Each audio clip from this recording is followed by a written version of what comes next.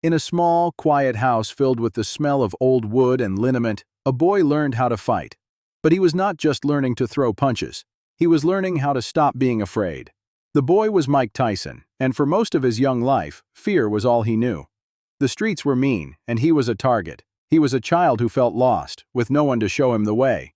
Then came an old man named Cus D'Amato. Cus was a boxing teacher, but he saw something more in Mike. He did not see a bad kid or a future criminal. He saw a champion hiding inside a scared boy. He looked past the tough outside and saw the person who needed help. Cus opened his home and his heart to Mike. He gave him a bed, warm meals, and something he never had before, a family. In that house, Mike was not just a boxer in training. He was a son. Cus and his partner, Camille, treated him like their own. They gave him chores to do. They talked to him about his feelings. For the first time, Mike had a safe place. He had a home where he did not have to be scared. This safety was the first step in building the fighter the world would one day know. The gym was a different kind of school. The work was hard, harder than anything Mike had ever known. Every day was sweat and pain. Cus taught him a special way to fight called the peekaboo style. Mike would hold his gloves high, close to his cheeks, like he was playing a game with a baby. But this was no game. It was a wall of leather and muscle, a shield to protect him. Cus knew that the real fight was not in the ring, but in the mind. He would talk to Mike for hours, telling him that fear was like a fire. It could burn you up, or you could use it to make you stronger. He told Mike that he was special, that he was born to be the heavyweight champion of the world. He said it so many times that Mike started to believe it himself. The fear never went away, but now he knew how to use it. With Cus in his corner, a new person was born. This Mike Tyson was not scared. He was a machine. He moved with a purpose. His punches were fast and powerful. In his early fights, he was like a storm. Most of his opponents did not last more than a minute or two. The world started to notice. They saw a young man who fought with incredible power and skill. But this powerful machine was held together by one thing: the love and trust of the old man who built him. Cus was the voice in his ear, the calm in the storm, the one person who understood the scared boy still hiding inside the fighter. Mike fought for Cus.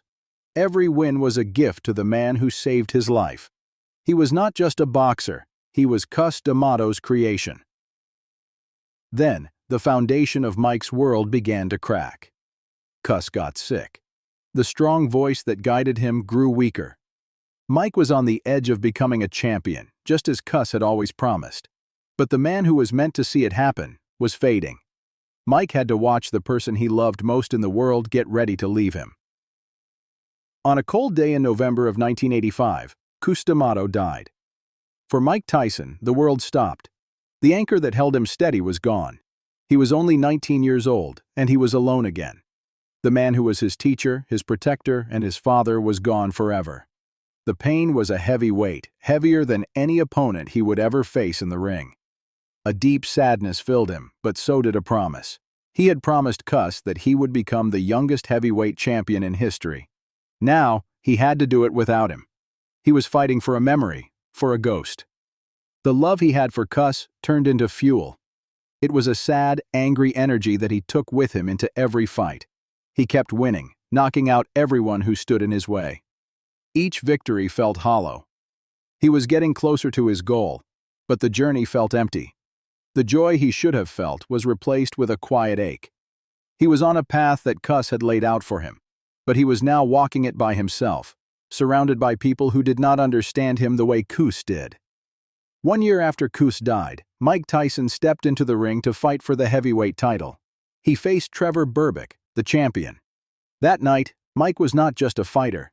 He was a force of nature. He moved with a cold purpose, and his punches landed like thunder. In the second round, he knocked Berbick down for good. He had done it. He was the champion. He stood in the middle of the ring with the championship belt around his waist. He was on top of the world, but his eyes were sad. He had fulfilled his promise, but the one person he wanted to share it with was not there. The victory felt like an ending, not a beginning. The boy who was built by Cus D'Amato had reached the top of the mountain, only to find himself all alone.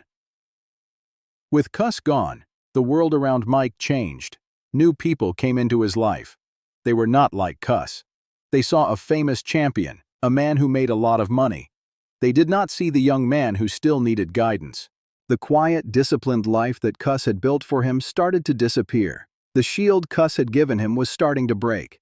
The money and the fame were a powerful storm. Mike bought big houses and fancy cars. He was surrounded by noise and parties. The simple rules that Cus had taught him were forgotten. The boy who did chores and listened to an old man's stories was gone. In his place was a rich and famous person who was losing his way one day at a time. This change showed up in the ring. The smart, careful fighter started to fade. A new fighter emerged, one who fought with pure anger. He was still winning, but it was different. It was not about skill anymore. It was about hurting people. The art of boxing that Cus loved was replaced by raw, uncontrolled rage. He was the king of a world he did not understand.